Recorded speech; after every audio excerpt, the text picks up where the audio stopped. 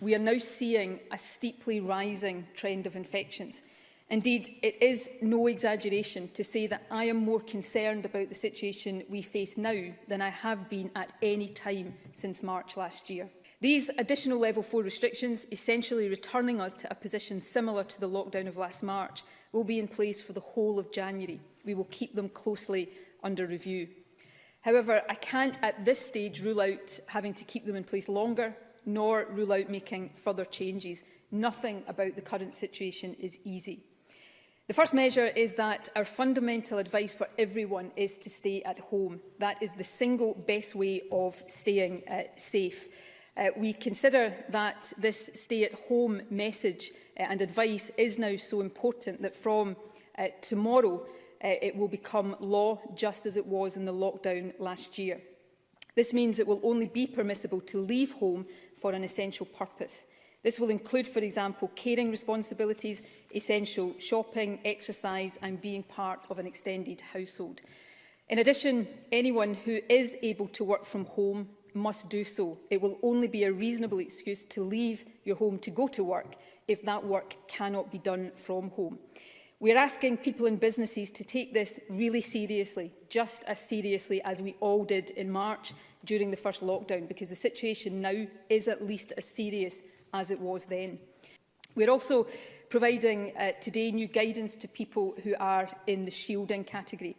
If you were shielding and you cannot work from home, our clear advice now is that you should not go into work at all. The Chief Medical Officer is writing to everyone who falls into this category, and his letter will count as a fit note for those who need it. Under the lockdown last year, unlike the lockdown last year, the frequency of outdoor exercise is not being limited. It is important for physical and mental health that we can get outdoors for fresh air and exercise as much as possible. However, from tomorrow, the rule on outdoor gatherings will change. As of now, up to 6 people from 2 households are able to meet outdoors. Given the greater transmissibility of this new variant, we consider it necessary to restrict that further. From tomorrow, a maximum of 2 people from up to 2 households will be able to meet outdoors. Children aged 11 and under will not be counted in that limit, and they will also be able to play outdoors in larger groups, including in organised gatherings.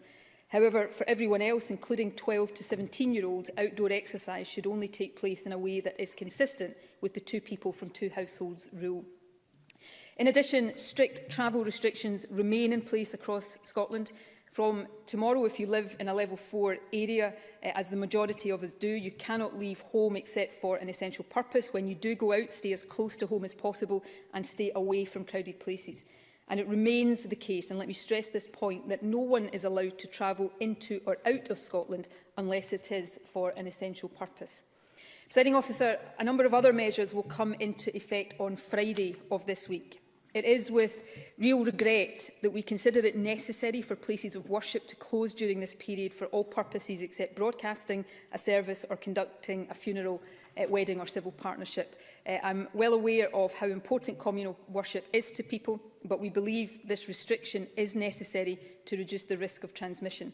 While up to 20 people will still be able to attend funeral services, wakes will not be possible during January, and a maximum of 5 people will be able to attend wedding and civil partnership services. Presiding Officer, the final substantive issue I want to address before giving an update on vaccination relates to schools. We announced before Christmas that most school pupils would learn remotely rather than in school until Monday, 18th January. I can confirm that we have now decided to extend that date and keep schools closed to the majority of pupils until the 1st of February. We will review this again in mid-January. The change will apply to all pupils except vulnerable children and children of key workers, and it includes nursery schools as well as primary and secondary schools.